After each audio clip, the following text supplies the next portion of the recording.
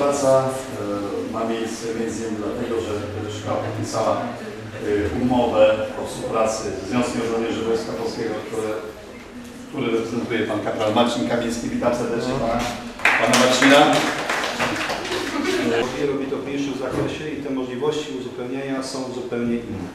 Ale ze względu na przeznaczenie, strukturę i zadania, które realizuje brygada na terenie całego świata, to niestety ta służba zasadnicza nie miałaby racji bytu, dlatego że ci żołnierze, którzy są wyszkoleni, oni nie byliby w stanie tego realizować. Proszę dalej. 10. Brygada Kawalerii Pancernej jest ulokowana w Świętoszowie, że muszą być cały czas pod parą. Nie może być takiej sytuacji, że żołnierz jest nieprzygotowany. Skala porównawcza Świętoszów to jest 3000 żołnierzy. 3000, w tym 190 kobiet. Taki teren bardzo trudny, bo on jest taki piaszczysty. Można było wydzielić duży areał bez szkody dla funkcjonowania gospodarki. Tam zrobiono też bardzo duży poligon. I ten poligon to jest Żagan Świętoszów. Proszę dalej. I teraz proszę sobie zobaczyć, w czasie II wojny światowej tam był obóz jeniecki. Przeznaczenie zadania. Brygada ma jakby takie 3 komponenty zasadnicze. Po pierwsze, realizacja zadań kryzysowych i brygada mnóstwo razy brała udział w ratowaniu wszystkich tych, którzy podlegają powodzi. Czy to był Wrocław, czy to tutaj jest Nowa Sól. Tam wszędzie byśmy byli na pierwszym odcinku, dlatego że brygada posiada niezbędne wyposażenie, sprzęt.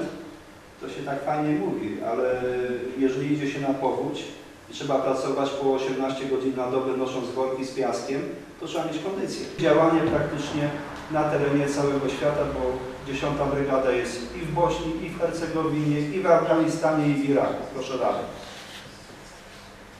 Naszym patronem jest generał Stanisław Maczek. Proszę. Tutaj jest ważna rzecz, bo to czołgiści noszą i to jest. Tutaj jest symbol brygady.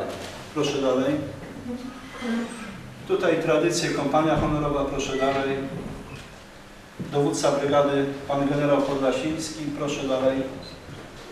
Co jest podstawą funkcjonowania wojska? W wojsku jest potrzebna dobra organizacja pracy. Wy jesteście ekonomiści, więc podam takie liczby. Jeden żołnierz kosztuje średnio miesięcznie około 20 000. Odnosi psychofizycznej i tężyzny fizycznej, to niestety w tych warunkach co zrobi? Nie da rady. To trzeba na to zwrócić uwagę.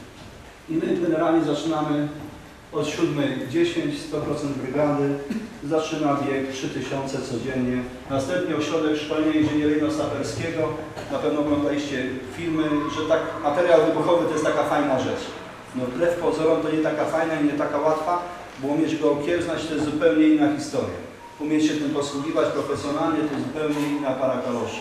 I wiedzieć, jak to bezpiecznie robić. Ośrodek szkolenia artylerii. Artyleria, żeby dobrze strzelała, musi mieć metry. Artyleria strzela z goździka na 15,5 km.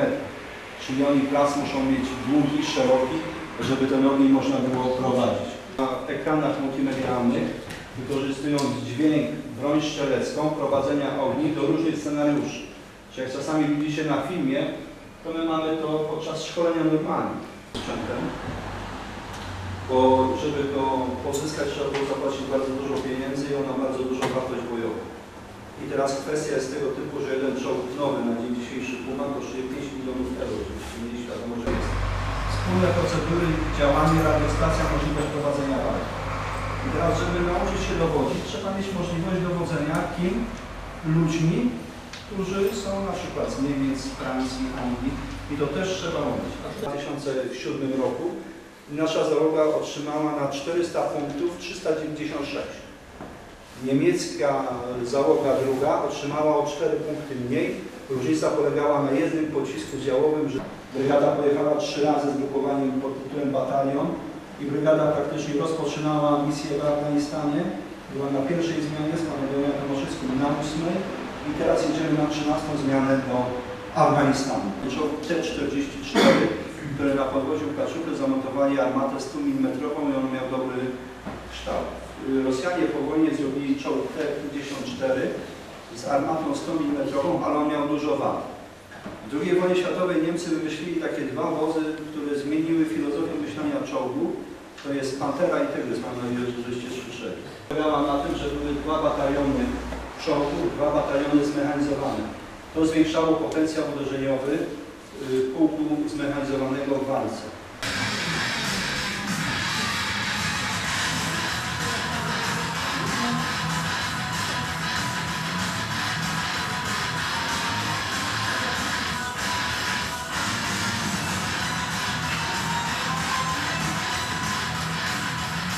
Można dołączać do niego granatnik.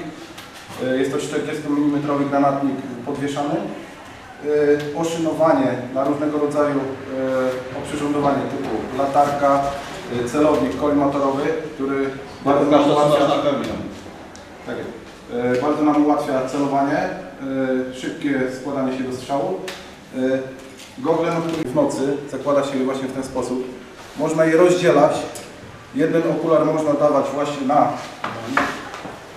na szynę. Działa równorzędnie z tym celownikiem. Nam możliwość zwalczania siły żywej przeciwnika do 800 metrów przy wykorzystaniu tej amunicji. Karabin może być wyposażony w tłumik dźwięku, gdzie przy zastosowaniu amunicji podźwiękowej możemy razić przeciwnika do 200 metrów. Co rozumiem, że będzie ogień efektywny. To nie jest jak karabiny maszynowe, że tam posiejemy piechoty na 500 metrów, może coś się przewróci. Tym karabinem jesteśmy w stanie trafić cel wielkości ludzkiej głowy do 800 metrów. I to są strzały powtarzane. Karabin jest wyposażony w niemiecką około 5 cm